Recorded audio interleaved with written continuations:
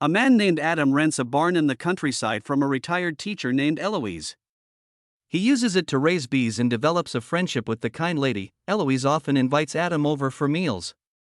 One day, Eloise receives a phishing message from a scam organization and naively clicks on the malware link.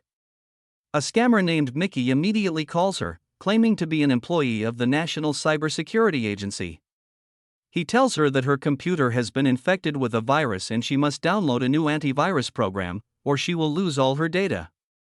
Among her important files, Eloise's computer has her family photos, which Eloise treasures a lot, so she follows his instructions. The scammers quickly gain access to Eloise's financial information and discover that, in addition to her savings and pension, she manages a charity fund worth $2 million. To obtain her password, they pretend to have mistakenly transferred $50,000 to Eloise. Mickey then pleads with her, saying he sent the money by mistake and begging her to return it or else he will lose his job. Eloise, feeling sorry for him, complies. The moment they get her password, her computer shuts down and Mickey hangs up. In an instant, all of Eloise's accounts are emptied by the scammers. When Eloise turns her computer back on to check, she painfully realizes she has been scammed, while the scammers celebrate that they've caught a big fish today. That night, Adam brings a jar of fresh honey to visit Eloise. When he arrives, the house is dark, and she doesn't answer the door. Sensing something is wrong, Adam goes inside. He hears the fire alarm ringing and sees smoke coming from the kitchen. Grabbing a knife for protection, he walks further and finds blood on the floor and a gun. Suddenly, a woman appears behind him, pointing a gun at him and ordering him to surrender. She is Verona, Eloise's daughter, and an FBI agent. Adam then notices Eloise sitting lifeless in a chair. He offers his condolences to Verona. Adam is immediately arrested and taken in for questioning but doesn't resist. The police initially classify Eloise's case as a suicide. However, Verona refuses to believe this, knowing her mother is a cheerful, optimistic woman who would never take her own life. The police soon confirm that Eloise has ended her life after losing all her money to scammers. Adam is cleared of suspicion and released. Later, Verona meets Adam to apologize and thank him for keeping her mother company in her final days. She shares that she once had a brother, but he died in combat years ago. She believes Eloise saw Adam as a reflection of her lost son, although Adam appears cold. He understands Verona's pain. She also reveals that Eloise was scammed out of all her money, which drove her to despair. The FBI, however, hasn't been able to trace the scammers. Verona vows to bring them to justice, no matter how difficult it will be. Adam, on the other hand, simply says he needs to take care of the beehive. Later, he retrieves a hidden satellite phone from one of the hives and calls a secret group of agents, asking them for the name and address of the person who scammed Eloise. The agent is surprised when Adam calls, as he is a retired agent from her organization. She quickly identifies the scammers as part of a multinational syndicate called United Data Group, UDG, and shares this information with Adam. She warns him that the organization is big, with operations and bases everywhere. However, Adam is unfazed. The next morning, he arrives at a UDG call center, the very one that scammed Eloise, carrying 2 cans of gasoline. Security guards stop him, and Adam bluntly states his intention to burn the building down. The guards dismiss him as a madman and try to chase him away. Adam then asks if they know they're working for a criminal organization. When they ignore his question and attempt to use force, Adam swiftly takes them down in seconds. Adam enters the building and orders the receptionist to evacuate all other businesses in the building, leaving only the scammers behind. He storms into the scammers' workspace and commands them to stop stealing from the weak and vulnerable. They laugh at him, thinking it's just a joke.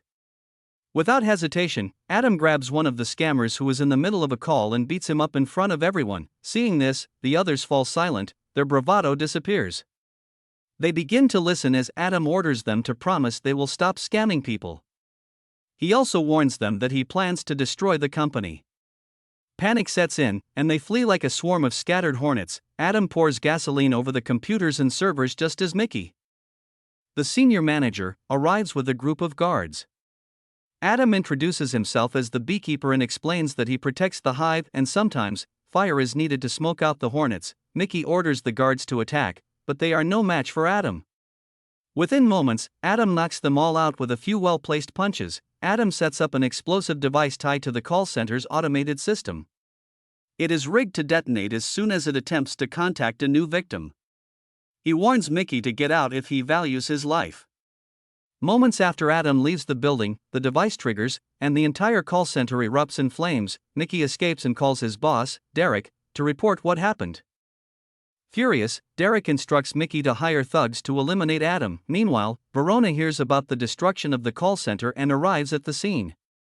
Seeing the ruins, she feels a deep sense of satisfaction. Mickey and his thugs begin investigating people connected to their scam victims, eventually tracking down Adam. They destroy Adam's beehive and follow him to his barn. They launch an attack, but they too are no match for Adam. He defeats the thugs quickly, and cutting off some of Mickey's fingers. Afterward, Adam burns down the barn to erase any trace and leaves. Verona soon receives news of a fire at her mother's house and rushes to the scene. She and her colleagues discover a UDG ID card among the charred belongings of the burnt bodies. Connecting the dots, Verona realizes that Adam is the one taking revenge for her mother. Meanwhile, Mickey calls Derek, crying and confessing that Adam is the beekeeper. Before Mickey can say much more, Adam ambushes him, ties him to a car, and sends it plunging off a bridge. Adam then picks up Mickey's phone and tells Derek, "You're next." Panicked, Derek Danforth talks to Wallace, a former CIA director who now heads security for Danforth Enterprises. Derek assumes Adam's title as the beekeeper is a joke, but Wallace is immediately alarmed. Wallace tells Derek he made a huge mistake by angering someone as dangerous as the beekeeper. He explains that anyone the beekeeper targets will not survive. Derek's mother, President Jessica Danforth, calls Wallace to beg him helping her son and promise to make him become one board member on the Holt Company. Wallace then contacts Janet Harward, the current CIA director, to confirm Adam's identity. She reveals that Adam is a retired beekeeper, one of their most dangerous operatives. To stop him, Janet sends Anisette, a current beekeeper, to track him down and eliminate him. Verona and her partner Matt investigate UDG and Adam but find no information about him, suspecting he's part of a classified program. They soon learn about Mickey's body, found drowned and tied to Adam's truck. That night, Adam is ambushed by Anisette at a gas station. Despite her skill and aggression, Adam defeats her and sets both her and the gas station on fire.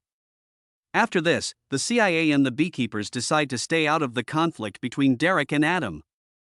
Janet informs Wallace of the decision, and Wallace assembles a team of ex-Special Forces soldiers. He briefs them, claiming Adam is a rogue beekeeper agent committing hate crimes, and orders them to eliminate him. Meanwhile, Adam uses Anisette's fingerprint to access her computer, tracking Wallace and Derek to the 9-Star United Center in Boston, which oversees Derek's global scam operations. Verona and Matt investigate the gas station and figure out Adam's next target. Verona reports this to her boss and requests a SWAT team to stop Adam. When Adam reaches the 9-Star United Center, Wallace's forces are already there, blocking the SWAT team from entering. The SWAT team decides to guard the perimeter to ensure Adam doesn't get inside. Adam arrives, overpowers the SWAT officers, and infiltrates the building. Inside, Derek refuses to evacuate the employees, trusting Wallace's team to protect them. The scammers, unaware of the danger, laugh and mock Wallace's men, failing to notice Adam blending in among them. Eventually, one employee recognizes Adam from a warning notice, but Adam quickly takes him down. He begins eliminating the Special Forces soldiers one by one. During his attack, Adam captures Rico, the manager, and demands to know the identity of UDG's owner. Rico initially refuses to tell Adam, insisting that the people behind UDG are too powerful to be touched and that revealing anything would get him killed. Adam grabs a stapler and slaps Rico with it, forcing him to confess. Rico reveals that Derek is the mastermind behind UDG and that his mother is Jessica Danforth, the newly elected president of the United States. Adam responds to Rico's revelation by stating that no one is untouchable, and if necessary, even leaders must be replaced. At that moment, Verona and her team arrive, ordering Adam to surrender and lay down his weapons. Adam tells Verona that the people behind UDG are responsible for Eloise's death. While Verona believes him, she insists that his actions are still wrong and illegal. Adam counters, saying the law has limits and that he must act to close the gap. Before Verona can act, Adam manages to escape. The FBI arrests Rico and the UDG employees, uncovering the powerful figures behind the organization. As Verona learns more, she begins to understand what Adam meant about the limits of the law. Matt questions why she doesn't let Adam carry out justice, but Verona's morals and work ethic prevent her from condoning his actions. Verona informs FBI Director Jackson that Adam is now targeting Derek and possibly his mother, President Jessica Danforth. It's revealed that Derek funneled money from his scam operation to finance Jessica's election campaign. Jackson assigns Verona and Matt to capture Adam and orders a SWAT team to protect Jessica. The next day, the FBI sets up security at Jessica's seaside mansion, where she is hosting a charity event. Wallace, meanwhile, hires a group of mercenaries to eliminate Adam. Adam infiltrates the mansion by sneaking through a drainage channel and hiding under a truck. He eliminates one squad member and disguises himself in the man's gear to gain access. Later, he dons a suit and blends in with the guests at the party. Inside, Jessica learns from Jackson about the dirty money used in her campaign and Derek's illegal activities. Furious, she confronts Derek about his actions. Meanwhile, Adam is detected by the FBI and Wallace's mercenaries.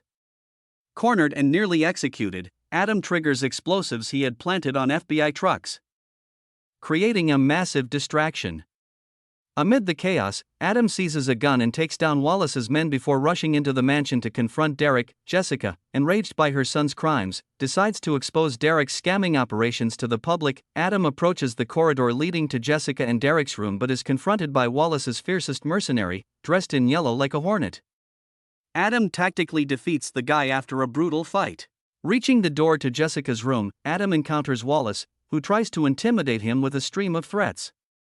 Unimpressed, Adam twists Wallace's hand, breaking his fingers. Inside the room, Derek, in a blind rage, kills Jackson and then turns the gun on his mother.